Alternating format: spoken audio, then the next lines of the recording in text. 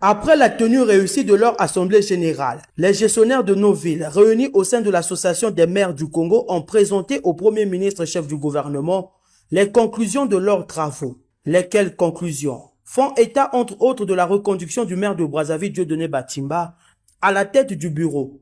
À son tour, le chef du gouvernement a jugé nécessaire de repréciser leur action.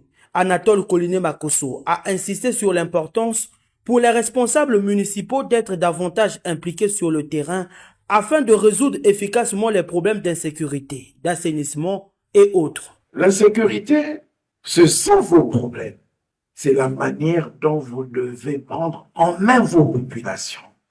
Vous pouvez vous organiser au travers des associations avec vos chefs de quartier. Lorsque vous déléguez des travaux d'ouvrage publics, si vous faites en sorte que même les opérateurs s'appuient sur des associations, des gens qui sont dans le quartier, quand ils ont quelque chose à faire, ils n'auront plus le temps dans la violence.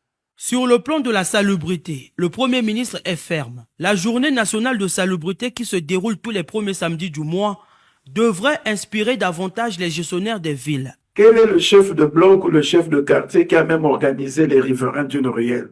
C'est devenu comme si c'était une journée qui était décidée à fermer les boutiques au marché ou sur les grandes artères. Et dans les ruelles derrière, vous ne voyez pas des populations. Mais quand on a décidé à ce que samedi ne soit pas une journée travaillée, c'est pas pour que les gens restent simplement à la maison. Pour que dans les ruelles, au moins on sente qu'il y a une volonté de faire quelque chose. Ça, c'est la responsabilité des chefs de quartier. Et les chefs de quartier sont sous votre autorité. Le Premier ministre a également affirmé que le gouvernement reste engagé à soutenir les collectivités locales. Petit à petit, on va procéder au transfert des ressources.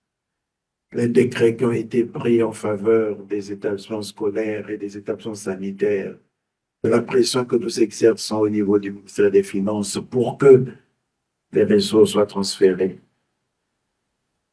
Et nous veillons pour qu'il en soit ainsi. Devrait vous convaincre de ce que le gouvernement a la volonté de vous soutenir. L'institution d'un fonds d'aménagement urbain et d'entretien routier, il va vous permettre de bénéficier de la TVA que nous avons indexée sur les produits pétroliers, en compensation de la taxe au roulage que nous avons supprimée. Je veux vous rassurer de ce que oui, aujourd'hui ne sera pas comme hier. À la sortie, le maire d'Evo, Simplice Kanza, rapporteur de l'Association des maires du Congo, a salué la communication du Premier ministre. Nous sortons de là tout contents. C'est un père qui a, au-delà de tout ce qu'on a dit au niveau des assises, nous a prodigué des conseils, surtout sur la vie de nos villes.